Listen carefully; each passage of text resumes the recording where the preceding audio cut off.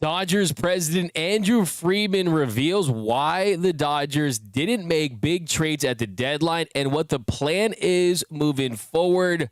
Also, what will the Dodgers do with Michael Conforto? Could his days be numbered? And why you shouldn't worry too much about it.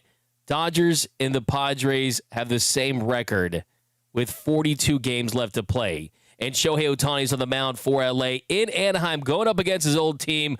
All that more on a jam-packed, delicious new episode of Dodgers Dugout Live.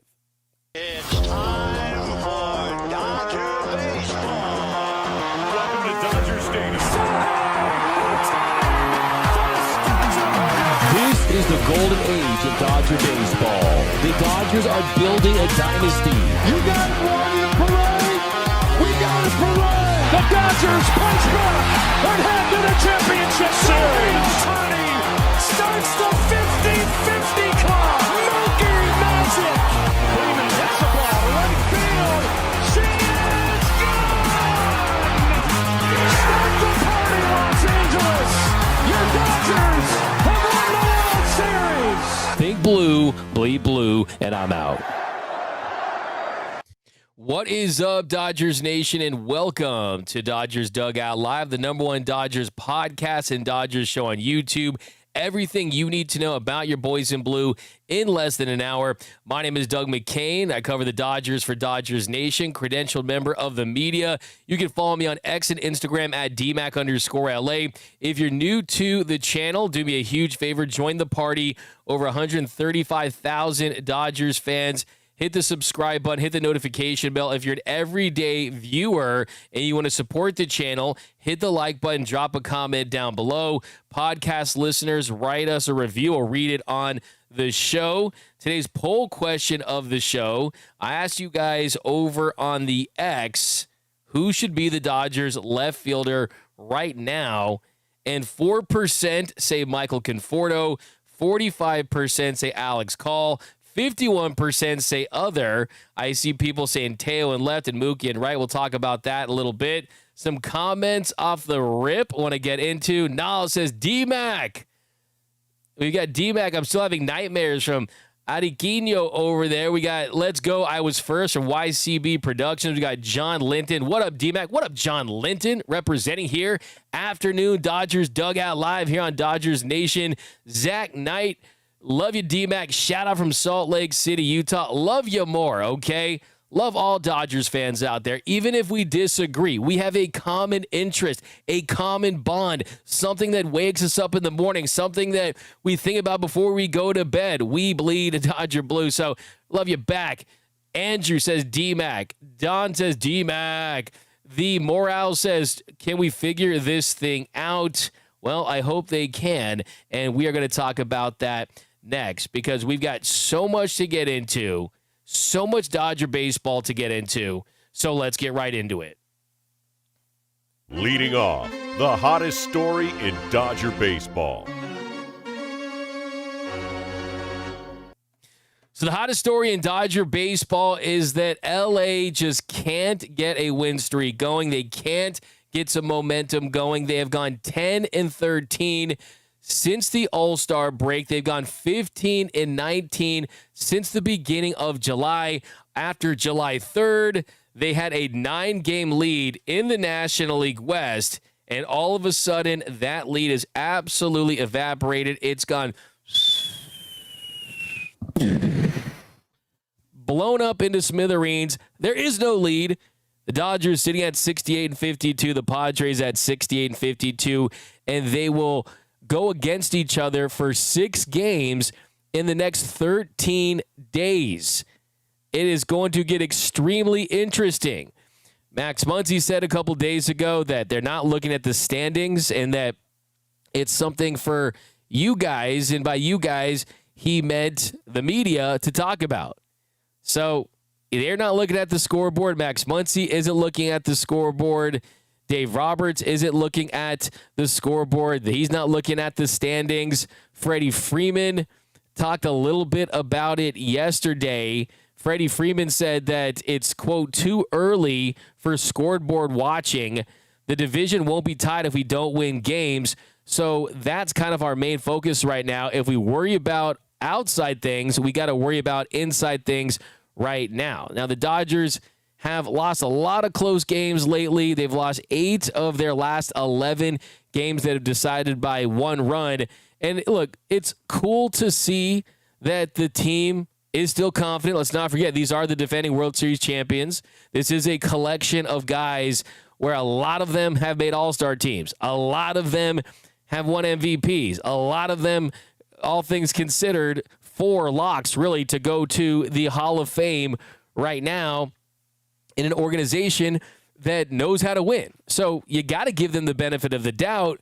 But to that I say, hey, everyone's saying let's not look at that scoreboard. Let's not look at those standings. I'm saying maybe it's time to start looking at those standings because they're tied right now, and you do not want to lose this division. You do not want to put yourself in a position where you're playing in a wild card game or a wild card round, and anything can happen in a round where that team has nothing to lose, and teams that have nothing to lose are very dangerous. And if you put yourself in those positions, things can happen. Then you set yourself up where your rotation is set back, and you're already a team that's played more baseball than any team in the sport for a long, long time. You had a shortened off season where you had to start the year in Tokyo, Japan, and you've been a team that's had a bullseye on your back the entire year. So the last thing you want to do is play more baseball than you have to, and to accomplish that, you take care of your business, you get your house in order,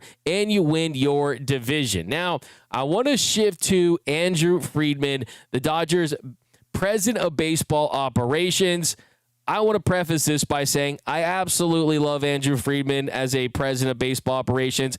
Great dude. I see him around Dodger stadiums, always extremely nice to me. He came onto the show a couple years ago. We got the big smile out of him when we showed him the Photoshop version of Shohei Ohtani in a Dodgers uniform. Let's make no mistake about this. This man is the best in the business.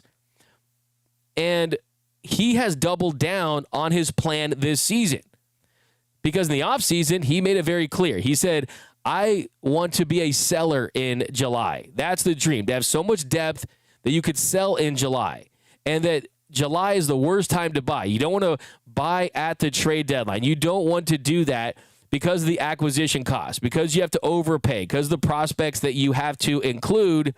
Well, Andrew Friedman, he did meet with the media yesterday in Anaheim, and he spoke to them. And he had some really interesting comments. I want to go through them right now, because anytime Andrew Friedman talks, I listen, because I like to think that, look, I got a B in Spanish, but I think I get an A+ when it comes to speaking fluent Andrew Friedman. And some of the quotes I want to start with are where he's just kind of talking about the current state of the team. Friedman said, quote, obviously the way we played the last 6 weeks, I feel good that we have a lead. Well, spoiler alert, they don't have a lead anymore. So that was heading into yesterday's game. He said, we haven't played up to our potential in any way.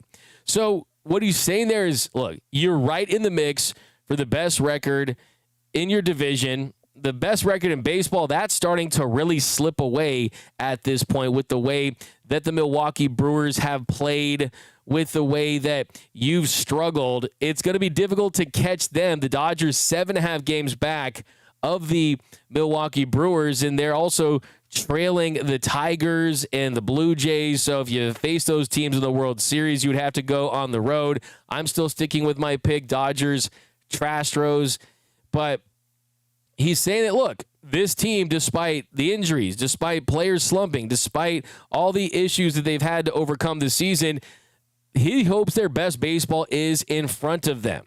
Well, he was also asked about the Dodgers deadline and why they did not go as big as a lot of people would hope, why they didn't do something to address the bullpen that already lost Evan Phillips due to season-ending Tommy John surgery, that has had a Tanner Scott that has not lived up to expectations. When he went on the IL, he led the sport in blown saves. Kirby Yates hasn't pitched to the level that he did last season. Michael Kopech's been injured most of the year. It's a lot of ifs. Even Blake Trinan coming back looked really good yesterday, but hasn't looked like the Blake Trinan that was unbelievable in the postseason. Well, he said about the deadline, and if they're going to regret not making moves, just kind of how he felt about the way they went about their business. He said, quote, "We don't live like that. There's deals that we thought made sense for us. We pursued hard.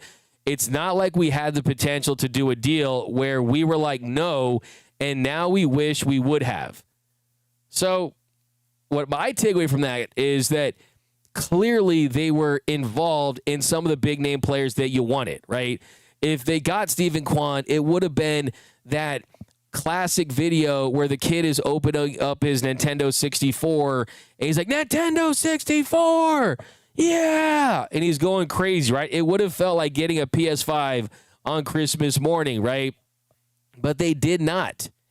And I think it goes to show that there just wasn't a deal on the table for a player where the Dodgers said, look, we are willing to part ways with these top prospects. Because the truth is, if anyone's claiming that they aren't willing to give up their top guys, it just means they haven't followed this team for very long. Because back in 2021, they literally gave up their number 1 and number 2 prospects, Josiah Gray and Keibert Ruiz, for Trey Turner and Max Scherzer. So they have done it in the past. I just think that they're willing to pay, they're willing to give up prospects, but only when it's for the right return. And I think the only way the Dodgers would have gone big is if it was for multiple players that would have addressed the need. And I think, and I stand by this, I've been saying this for a couple weeks now, that their big name reliever that they had laid the groundwork to go and get was Emmanuel Clase. He was under team control for a couple more seasons, has been one of the best relievers in the sport for a while now, but he got himself involved in a sports betting scandal where he's been placed on administrative leave. So once that domino fell and he was an option, I think that lessened the chances that they would get Steven Kwan, because I think what they wanted to do was say, okay, here's some top prospects. You want DePaula? You want some of these top guys? Jackson Ferris? We'll talk about it, but we want bang for our buck. We want that value. And I think that their big swing at the deadline was going to be Steven Kwan and Emmanuel Clase. And once Clase fell off the table, they felt like, oh, the price tag for Steven Kwan was too high. Let's not forget, Steven Kwan did not get traded. It is deep into August at this point, and he's still a Cleveland Guardian. So had Steven Kwan gone to another team and you looked at the return the Guardians got and you said to yourself, wait a second, the Dodgers could have matched that trade package. The Dodgers have a better farm system. They have better prospects to go out there and get a Steven Kwan. Well, it didn't happen. So I'm sure the asking price is really high. And I think, too, the Dodgers were just kind of looking at this and thinking to themselves, hey, this is a year coming off a World Series. And this is what I kind of, over the last couple of days, this has been what's been floating around in my mind when it comes to the Dodgers' thought process at the deadline, following the deadline, and just their entire roster build for this season. First and foremost, they look at the fact that repeating in baseball is extremely difficult. Has not happened in 25 years since the Yankees did it. Has not happened by a National League team since the Reds did it 75 and 76. So they're already looking at, okay, it's difficult to do in general. And you add the fact that we made all these signings, we made all these moves, we put together a bullpen, a rotation, and a lineup we thought could win the World Series. And it's not like we're in second or third place. It's not like we're fighting for our lives just to be in the postseason. We haven't played our best baseball. We're getting a lot of guys back, and we're still winning games. I think the way the Dodgers thought about this is, look, there is enough hope within the organization with guys that can return. Now, if this is the best strategy, that remains to be seen. Only time will tell, right? But I think the way they looked at it is there's enough talent with the fact that your starting rotation already has significantly more talent than it did last year, and you won the World Series with 2.5 starters last year. This year, you have Ohtani, you have Glasnow, you have Snell. They're already improved. You have Kirsch as well. You have Sheehan, right? There's already more arm talent in this year's rotation. And then they said to themselves, look, if we win it this year, it's because we kind of stuck to our roster. We stuck to the guys that we believed in this organization. And if we win it, awesome. If we don't, and this offseason, we still have those prospects. Well, those prospects that we could have used to go and get a Johan Duran, go and get a Mason Miller, go and get a Steven Kwan, we're going to still have those prospects. And because the offseason, you can get more value from your prospects. They can get better players than those guys they could have gotten at the deadline with those same guys. So I still think the parades over prospects ideology and approach still applies to this roster build. I just think that they say to themselves, hey, if we don't win it this year, but we load up again and we win the following year and you win 2 out of 3, you're still feeling good about that. I think they don't want to burn all of their chips on this year, and they just thought the acquisition cost was a little over the top. And you talk about Brock Stewart. Andrew Friedman said about that, the fact that Brock Stewart, that he is on the injured list now, and that's definitely a massive blow for this team. They placed him on the IL yesterday. There was a tweet by Fabian Ardaya that said that Brock Stewart was leaving the Dodgers clubhouse, that he was in street clothes. It was a little bit of a mystery just for a couple minutes there. And then it was revealed that he had shoulder inflammation, and this came just 4 appearances with the team. After just 4 appearances with his new team, he has shoulder inflammation. And that is going to really hurt this team if he can't be the guy that they hoped he would be. Because he said he's optimistic that he's going to come back and that they caught it early, and they've said that a lot about a lot of guys. I still think it's a massive concern because you definitely needed someone like him to get out right-handed hitters, to kind of do the things that Evan Phillips was doing to a degree.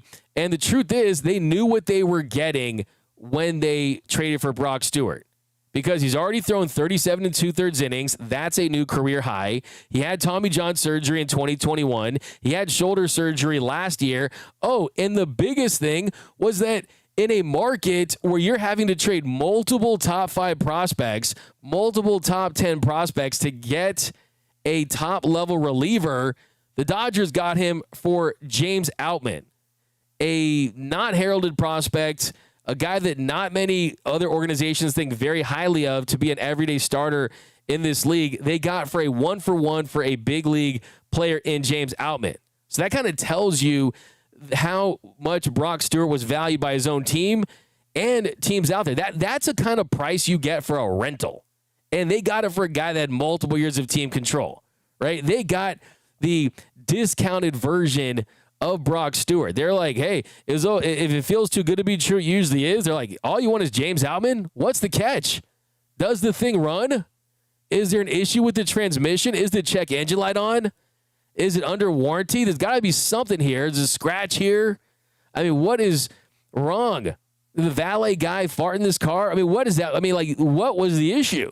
Right? Because you got it for such a good deal.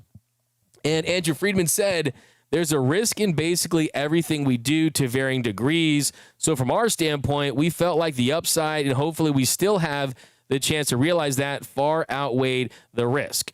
So he's still doubling down. He's sticking by his move to go out there and get a Brock Stewart. But the truth is, you get what you pay for, right? If you go to McDonald's, you can't expect a 3-star Michelin chef gourmet meal, right? And I said it on yesterday's show, the bitterness of poor quality lingers long after the sweetness of low prices are forgotten. So we'll see if this is the right strategy. But the truth is, it hinges on a lot of ifs and a lot of unknowns. The Dodgers right now have 12 pitchers on the IL. 7 of those could return, and the biggest names could be coming back very soon, and that would change the calculus. That would change the complexion of this bullpen significantly. Michael Kopech, he faced hitters in a live batting practice on Monday in Anaheim, so that's a plus. That's a trending in the right direction development. Kirby Yates, he'll be throwing Wednesday for a live BP. Tanner Scott on Thursday, and they're expected to go the following week. So all 3 of those guys are in the process of returning. And if all 3 of those guys pitch like they did last year, we won't even be talking about Brock Stewart that much.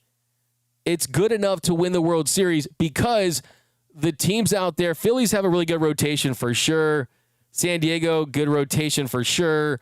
But the Dodgers have a better rotation than all those teams if their pitchers are pitching to their ability, right? Their ceiling is higher than that. So last year they rode the bullpen, 24 straight innings where the Padres didn't score. They rode the bullpen. The bullpen covered over 60% of the outs. This year, you ride the rotation.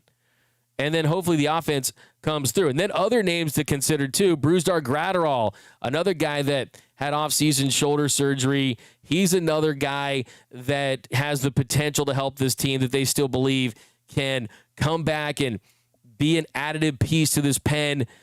Andrew Friedman said he's progressing. But the truth is, until he faces hitters, until he's in a game, we don't know what he looks like. I mean, usually the rule of thumb is pitcher is usually not as good as he was after the injury, right? I mean, that's usually the case. After surgery, it takes time getting that feel, getting that velo. So to expect the just floor version of what that pitcher looked like before the injury, is that sipping on the hopium, right? Is there too much hopium in that? And then another guy, Kyle Hurt, he's already gone back and faced some hitters. So he's someone that's been throwing live batting practice sessions down in Arizona at Camelback Ranch at the Dodgers complex. So he's someone that's inching towards a rehab assignment that could be a wild card as well.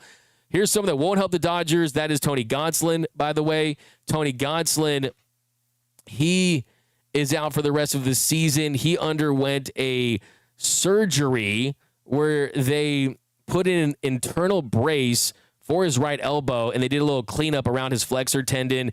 That is a 10-month recovery time. He made just 7 starts this season. He had Tommy John surgery in 2023. Tony Gonsolin, the Catman's got 9 lives, maybe a couple left, because it's just not looking promising for his career. It's difficult for him to stay healthy. But I think my kind of way to wrap this segment up on Andrew Friedman is, yeah, I mean, in theory, it does not make sense for this team to hoard prospects, because look at all your all-stars. They're over 30. Betts, Freeman, Muncy, Teo, some are 35. Freeman, Muncy. You just signed a starting pitcher who's in his first year of a 5-year, $182 million contract. He's 32. Glasnow, 30. Kirsch, 37. Probably going to retire.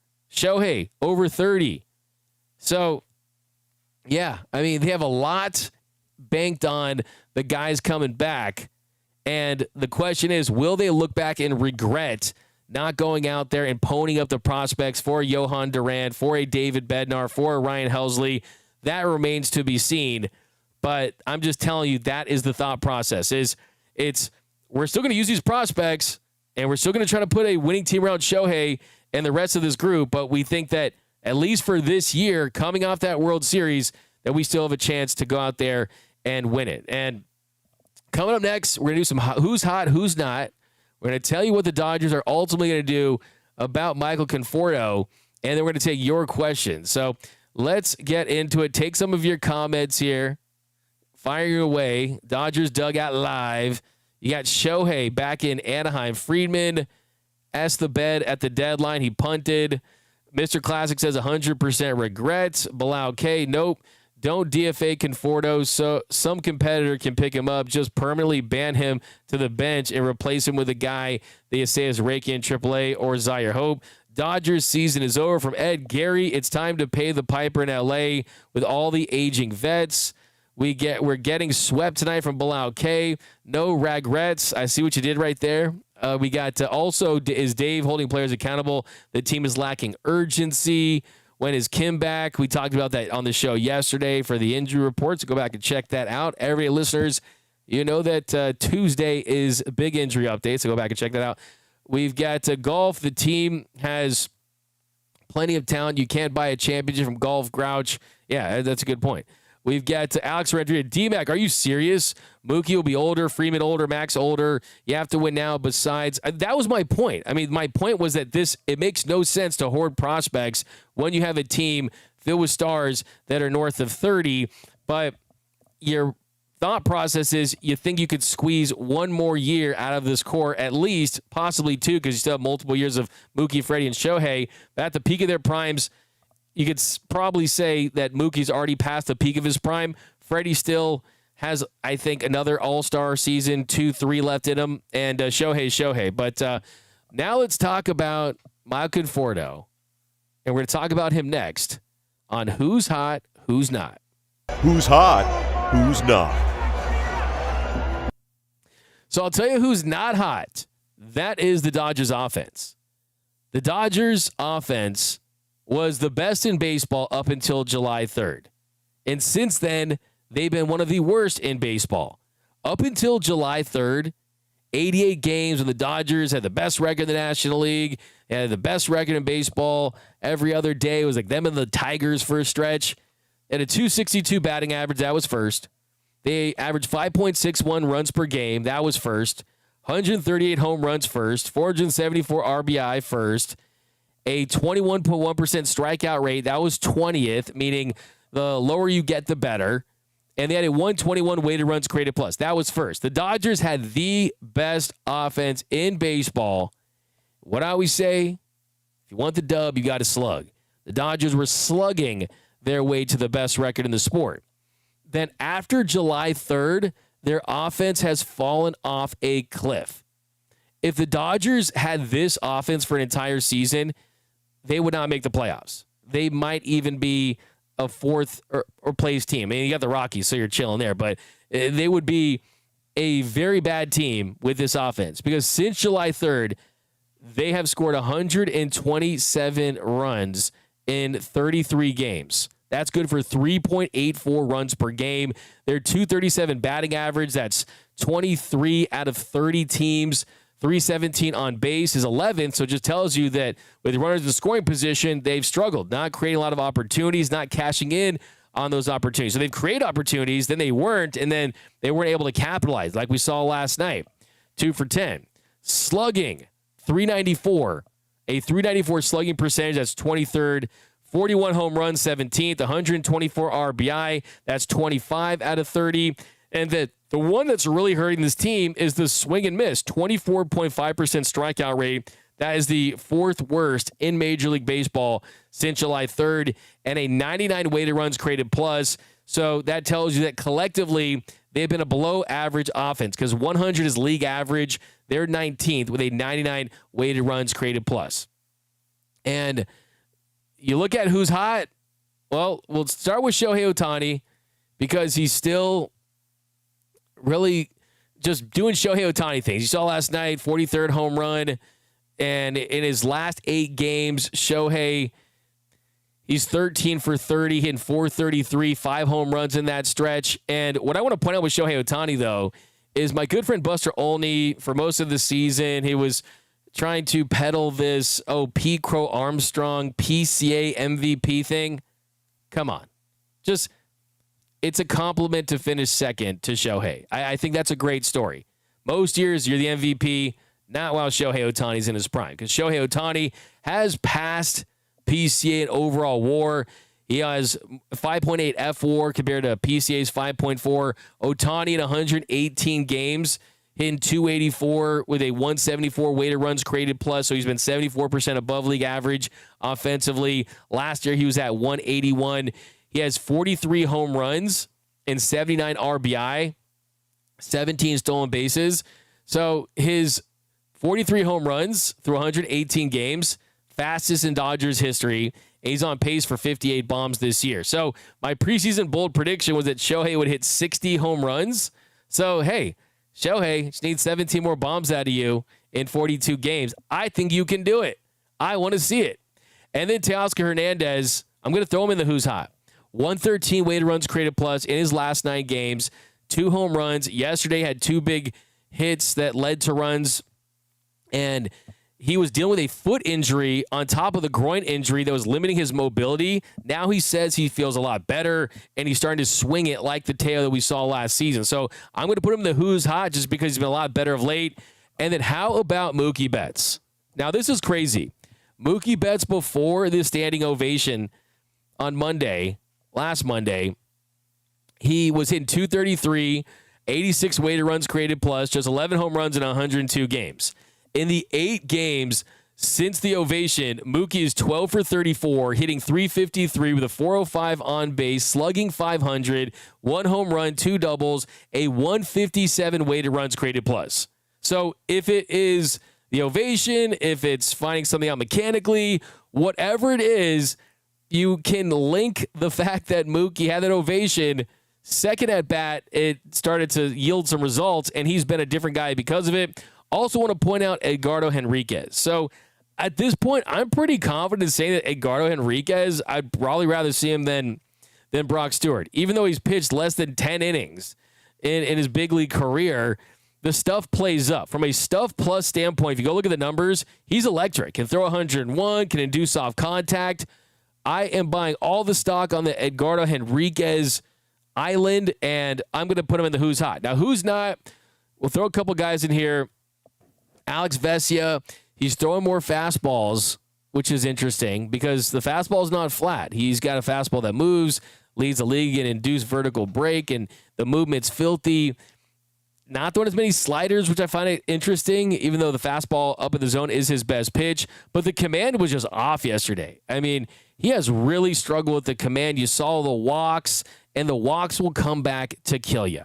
And that's what pitchers will tell you. That you just can't walk guys. And when you walk guys, that's a sign of fatigue. That's a sign of lack of execution. And yesterday, in 2/3 of an inning, he had 3 walks.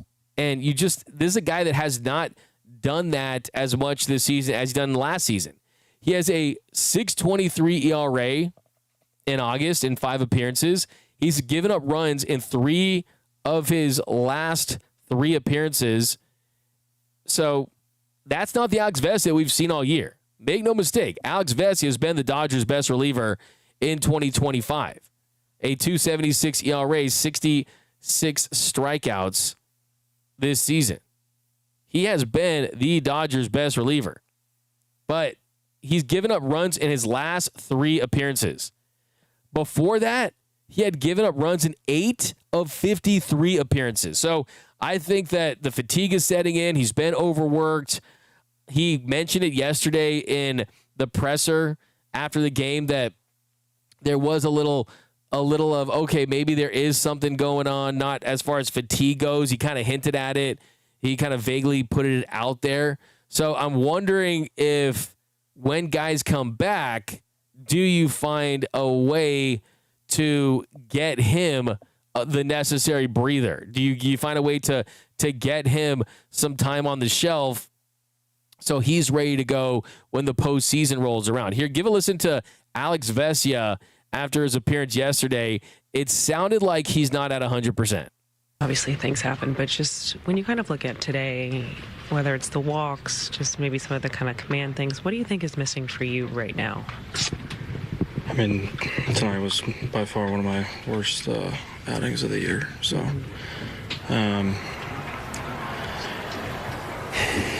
super frustrating. I kind of at a loss of words, but I know it was like fastball was just too high tonight. So it's just focusing on getting that in the strike zone and just going and attacking guys. So tonight's on me, so I got to be better. I know it's one in which you would probably kind of want to wash away, but is it at least one that you can kind of take away a few things, whether it's just the fastball location, things that you can kind of work on going into your next one? Yeah. I mean, I'll look at it and kind of go over with some coaches and stuff and gather a game plan and go from there. But for right now, not happy about it. When the team's struggling, do you kind of feel that way when you go out there in that spot, just kind of knowing, trying to close out a game like that, especially after Ohtani's homer in the top of the inning? I mean, the home run was great. I felt really good going into it, and spiraled. So, the walks will kill you. It's the point of the season where you've got a lot of innings on your arm. Do you feel the fatigue at all? I mean, it's normal. I think I'm pretty used to it for now. I wouldn't say I'm fatigued or anything like that, but got to flush this one, and we got another game tomorrow. Are you guys starting to feel just kind of the buildup of the pressure, whether it's the division race, the tough losses as of late? I'm just trying to take it one game at a time. I think that's the easiest way we can do it. And like I said, we got another one tomorrow, and my focus will be on that. So, yeah, he said it's just normal. I don't know. I think that's a guy, I don't want to say it's a cry for help or anything like that, but look, this is a bullpen that leads Major League Baseball in innings pitched. They have 25 more than the next highest team, 509, which is insane. Also, a 4.23 ERA, which is 21st in the sport. And while a lot of those guys aren't here anymore that pitch a lot of those innings, Alex Vesia is. And I think you have to consider that long term because he's the best lefty. You're not going to get a lefty like that for him. And I think that's something you have to strongly consider. And now let's talk about Michael Conforto. Now, you've been waiting, and we've talked about it, a 187 batting average. That is the lowest batting average for any hitter, minimum of 350 plate appearances. What are they going to do? I would say, for as upset as Dodgers fans are for Michael Conforto, and look, they always tell you, right? If you're slumping, the game will find you, right? You'll be at the plate in a big spot. And he's been at the plate in big spots. And we saw that yesterday when he struck out with the bases loaded.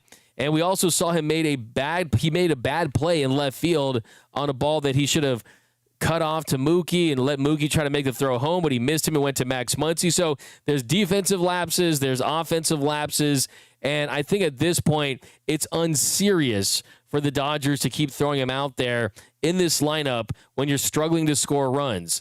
And the next big question is, what are the alternatives? Because Dave Roberts, when he was asked about, moving Mookie down the order, he was, what are the alternatives? And when it's Michael Conforto, what are the alternatives? The truth is the alternatives are better than what Michael Conforto can provide at this point because can't hit, can't field and throw correctly as far as who they could put in that situation, doesn't run off the bench. I mean, the value is not there from Michael Conforto. And the options you have, look, Alex Call, 2 for 17 so far, and you don't want to have a right-handed bat there. You want a lefty bat in that position. I still think that it makes the most sense to, at the very least, upgrade the defense.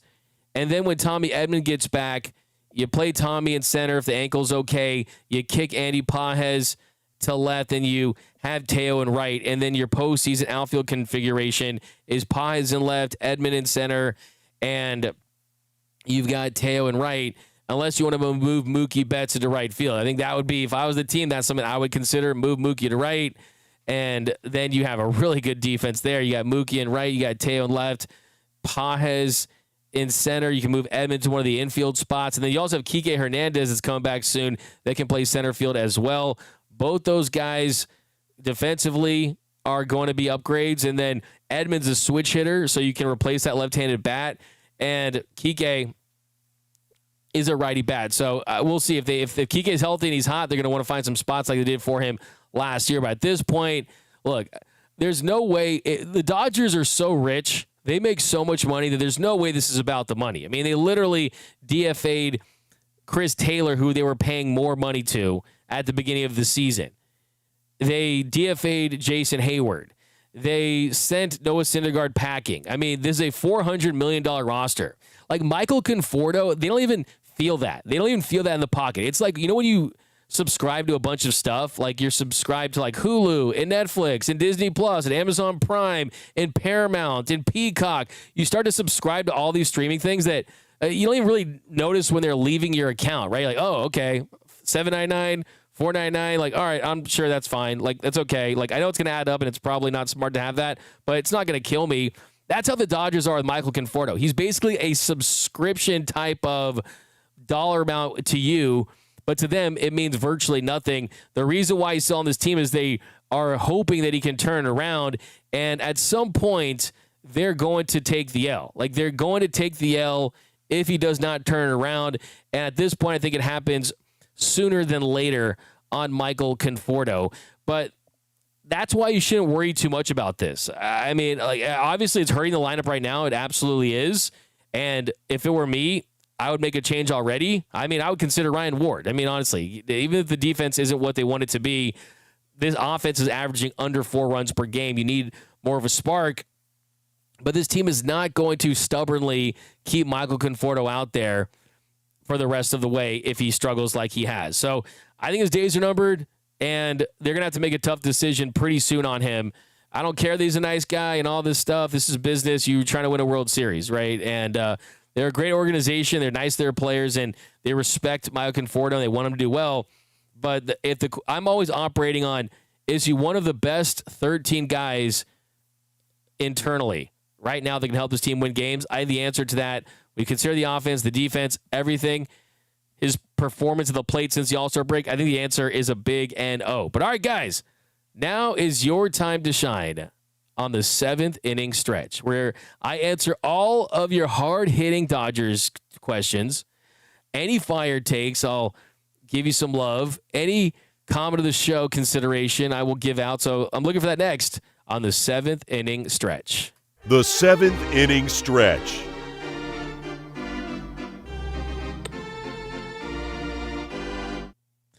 The Padres might win it all this year. You got to respect them then. All right, let's see it. I mean, pigs will fly, but at some point, right? I mean, the Cubs, I never thought they would win, and they did. Right now, the Padres have the loneliest trophy case in sports.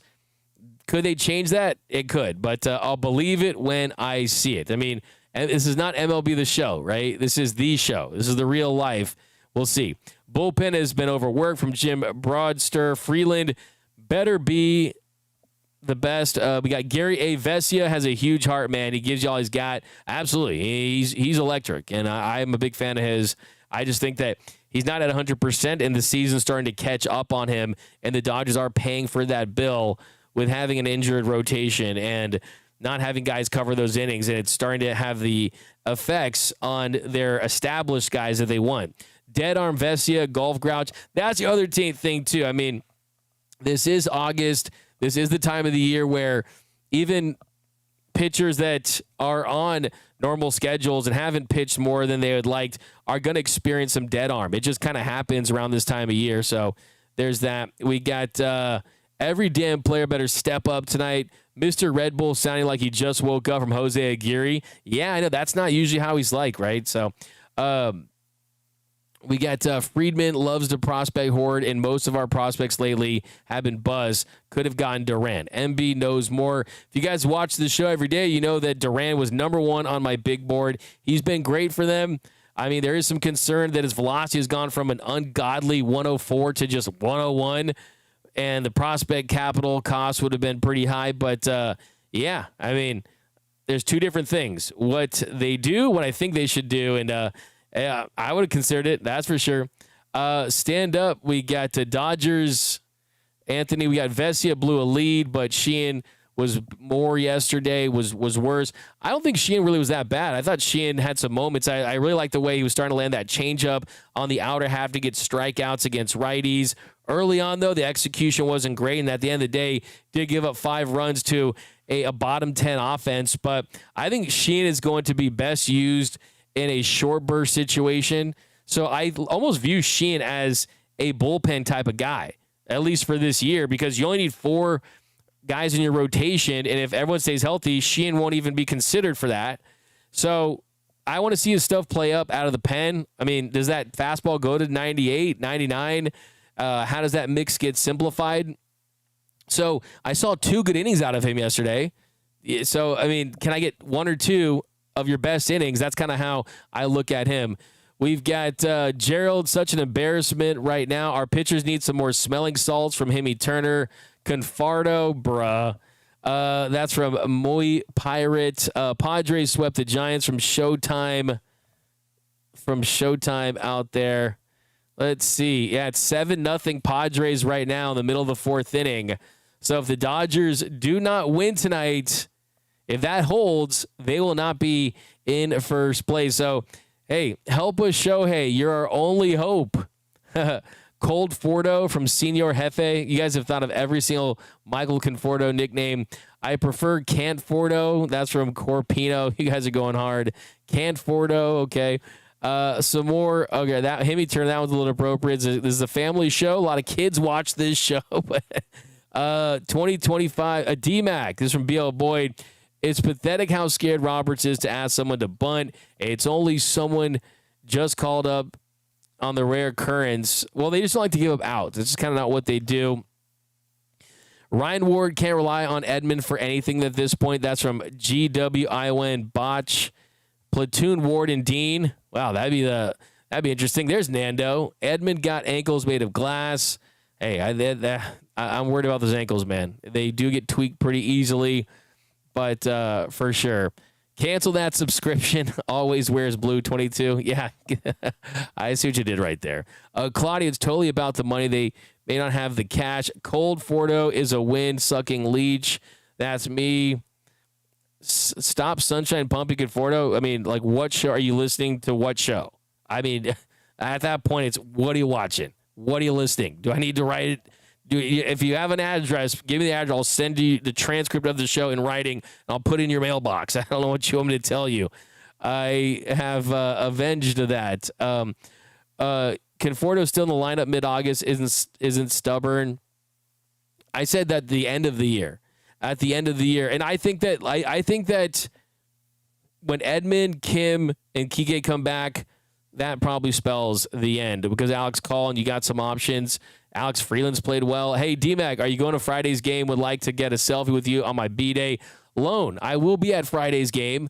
I will be walking around the concourse talking to some of you guys. I want to ask you a bunch of questions about the Padres and the Dodgers. So come find me if you guys are at the game. I'm going to be out there early in the pavilion area on the concourse. Nando 390. Bobby Miller needs to pitch to Conforto. That will get Conforto back. Come on. Bobby Miller is a good guest on this show, and he's someone who's still working on his craft down at the minor league level. So come on now. Let's give him some love, right? Okay. Let's hope that he can figure some things out because early returns have been really, really good. All right. So yeah, D-Mac, do you think this could set up getting scorching hot heading into the postseason? Might be too optimistic. That's from Gerson Kartangega, 8518. Probably butchered that name, but yeah, look, I mean, wow, an optimistic Dodgers fan. That's a little, I mean, even for myself, that's very Michelada half full. And you're right. I mean, to your point,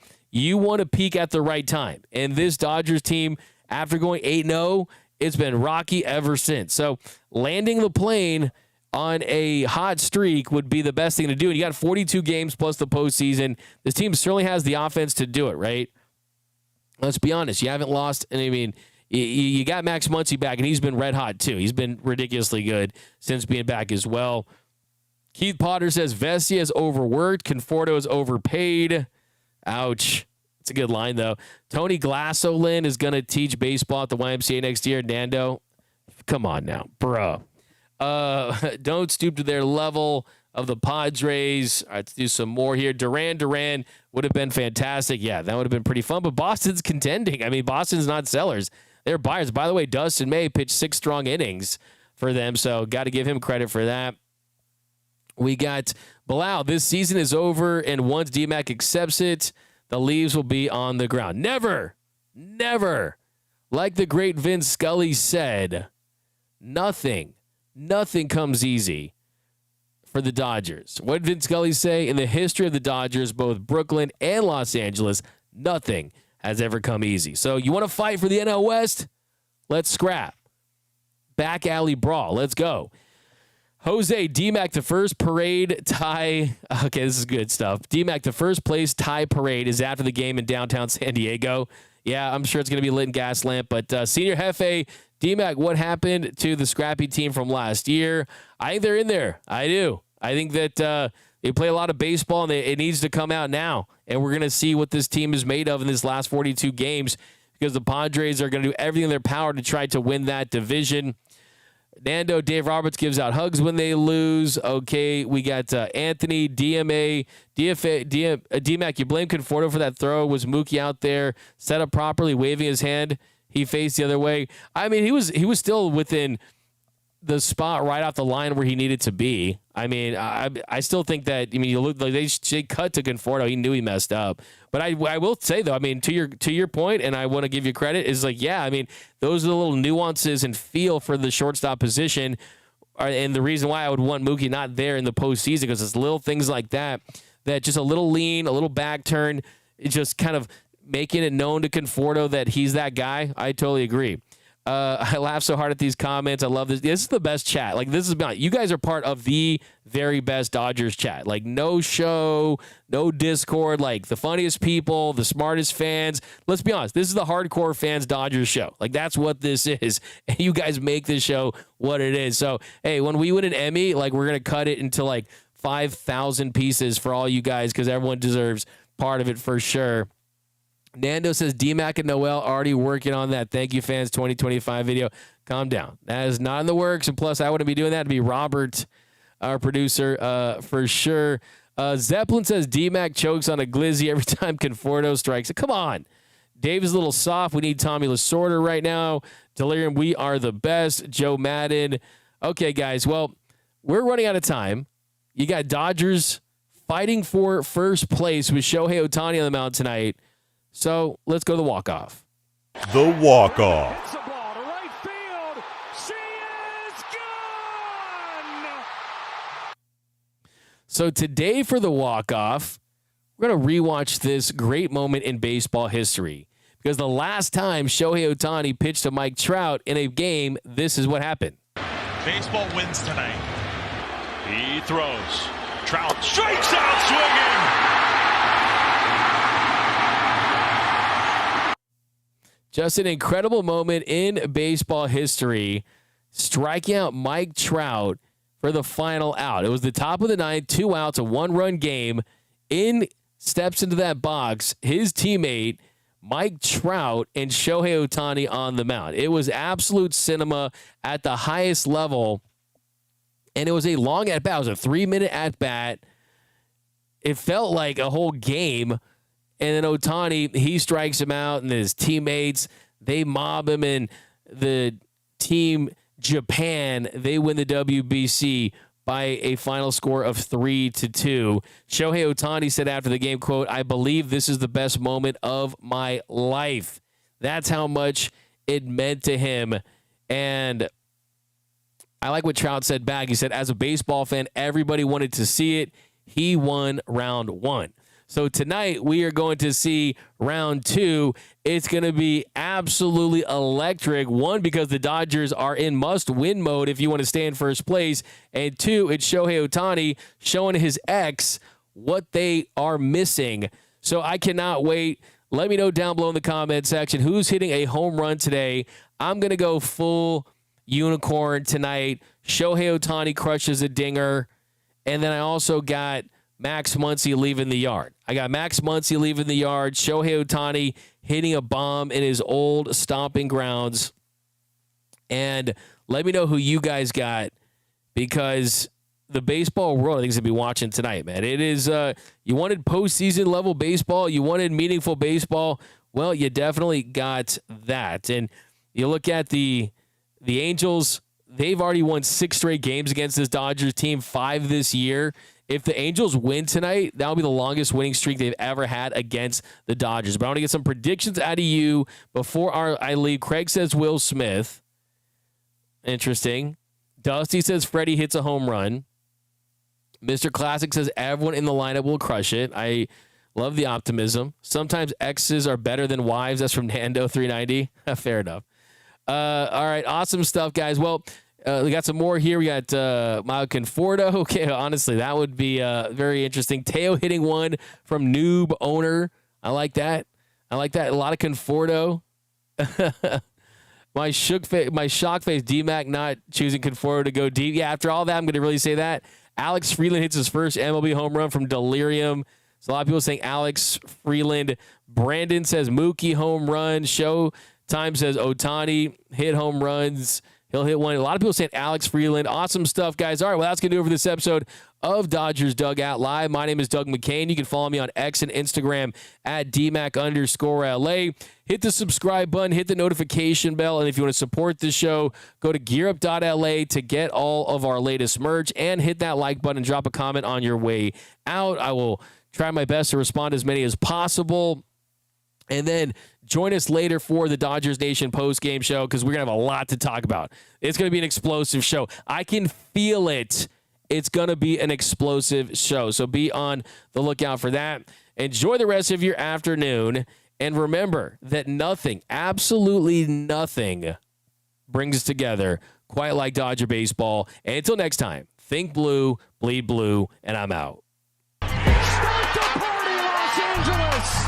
Your Dodgers have won the World Series! And when the upcoming winter gives way to spring, rest assured, once again, it will be time for Dodger baseball.